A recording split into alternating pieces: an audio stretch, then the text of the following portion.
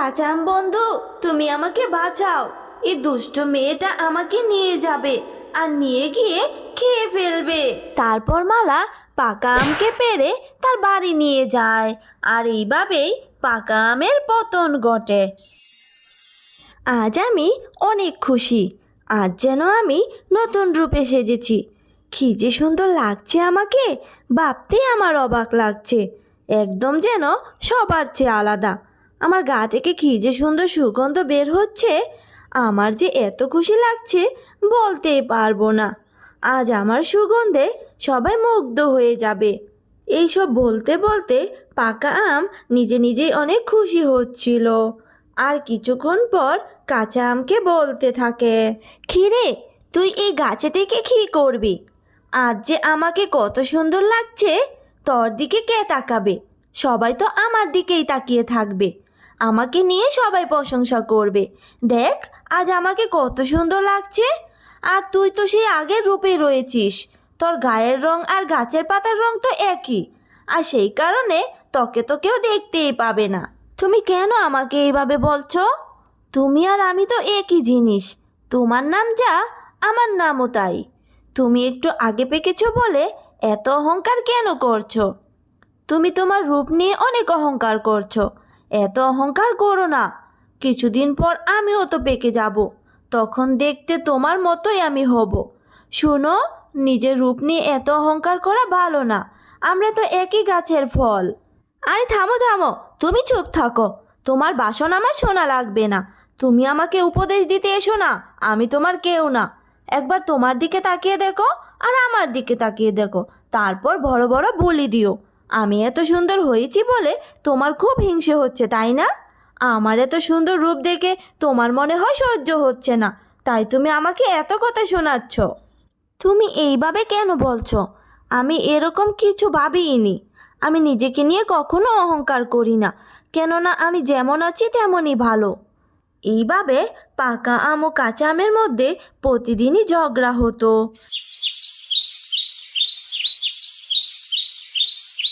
একদিন এক টুনি পাখি এসে পাকা আমের ডালে এসে বসলো। এই দুষ্টু টুনি পাখি, কেন আমার ডালের উপর বসলে? তোমার ময়লা লেগে যদি আমার সৌন্দর্য নষ্ট হয়ে যায় তখন কি হবে? হ্যাঁ, হুস হুস, এখান থেকে চলে যাও, আমার ডাল থেকে সরে যাও। পাকা আম, তুমি এমনভাবে বলছো কেন? টুনি পাখিটা নিশ্চয়ই অনেক ক্লান্ত, তাই তো তোমার ডালে বসে একটু বিশ্রাম নিচ্ছে। টুনি পাখি বন্ধু, তুমি আমার ডালে এসো। আমার ডালে বসে একটু বিশ্রাম নাও, আমি তোমাকে কিছুই বলবো না। এরপর টুনি পাখিটা কাঁচা আমের ডালে এসে বসলো। আর টুনি পাখি অনেক খুশি হয়ে যায় আর কাঁচা আমের সাথে অনেক গল্প করতে থাকে। আর তাদের গল্প করতে করতে বেশ কিছুক্ষণ কেটে যায়। এই টুনি পাখি, বলো তো, কে বেশি সুন্দরী, কাঁচা আম না আমি? আমাকে দেখতে বেশ সুন্দর লাগছে, তাই না টুনি পাখি? আর এই গাছে আমার মূল্যটা সবচেয়ে বেশি, তাই না? আমার কাছে তোমরা দুইজনেই সমান। আর তাছাড়া তোমরা তো একই গাছের ফল। তোমার গায়ের রং আগে বদলে গেছে, আর কাঁচা আমের গায়ের রং কিছুদিন পরই বদলে যাবে। এই তো পার্থক্য। এত কথা বাদ দাও, তোমাদের দুইজনের মূল্যই আমার কাছে সমান। টুনি পাখির কথাগুলো পাকা আমের একদমই সহ্য হয় না। আর টুনি পাখির কথাগুলো শুনে পাকা আম ভীষণ রেগে যায়। আমি সব বুঝে গেছি। কাঁচা আম তোকে তার ডালে বসতে দিয়েছে বলে তুই ওর পক্ষ নিয়ে কথা বলছিস। তুই সত্য কথা বলিস আর না বলিস, আমি তো জানি আমি কাঁচা আমের থেকে অনেক বেশি সুন্দরী। আর তোর কাছ থেকে আমার সার্টিফিকেটও নিতে হবে না। দুষ্টু টুনি পাখি, যা তুই এখান থেকে দূর হ আমার চোখের সামনে থেকে। পাকাম, তুমি কেন এমন করে বলছো? আমি কারো পক্ষ নিয়ে কথা বলছি না। যেটা সত্য সেটাই বলেছি। সেটা তোমার কাছে খারাপ লাগলেও আমার কিছু করার নেই। এই বলে টুনি পাখি সেখান থেকে চলে যায়। পাকাম, তুমি কেন টুনি পাখিকে এইভাবে বললে? নিজেকে নিয়ে এত অহংকার করো না বন্ধু। পাকাম, তুমি মনে রেখো, অহংকার হচ্ছে পতনের মূল। এই কাঁচাম, তোর প্যাক প্যাক বন্ধ করবি? আমার কানটা ঝালাপালা হয়ে গেল। তোর এই প্যাক প্যাক আমার ভালো লাগছে না। একদম চুপ থাক, তোর কোনো কথাই আমি শুনবো না। এই বলে পাকা আম কাঁচা আমকে আবারও কথা শোনাতে লাগলো। আর এইভাবে ঝগড়া করে দুই আমের দিন কেটে যেতে লাগলো। একদিন ছোট একটা মেয়ে এসে গাছের নিচে বসে কান্না করছিল। এ কি মালা, তুমি এইভাবে কান্না করছো কেন? কি হয়েছে তোমার? আমি কারোর সাথে কথা বলবো না, আর আমার মায়ের কাছে ফিরেও যাব না।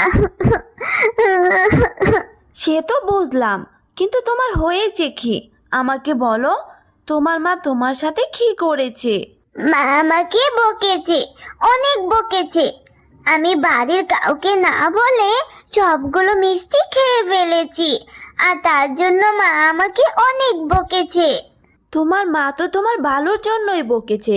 কাউকে না বলে কোনো কিছু নেওয়াকে চুরি বলে, আর চুরি করা তো মহাপাপ। তোমার মা এখন যদি নিষেধ না করতো, তুমি বড় হয়ে আরো বিপদে পড়তে।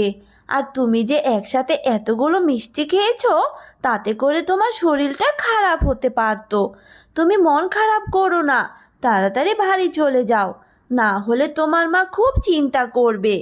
না না মালা, তুমি এই কাঁচা আমের কথা শোনো না। তুমি যা করেছো একদম ঠিক করেছো। তোমার মা তোমাকে একটুও ভালোবাসে না। যদি তোমাকে ভালোবাসতো তাহলে কি তোমাকে বকতো? ওই কাঁচা আম তো দেখতে খারাপ, তাই তোমাকে খারাপ খারাপ বুদ্ধিও দিচ্ছে। এই পাকা আম, তুমি ওকে এইভাবে বলছো কেন? মালা, তুমি আমার কথা শোনো। তোমার মা তোমাকে অনেক ভালোবাসে। তোমাকে বকা দেওয়ার ফলে সেও কষ্ট পাচ্ছে। তুমি বাড়ি চলে যাও, যে দেখো তোমার মা তোমাকে নিয়ে অনেক চিন্তায় আছে।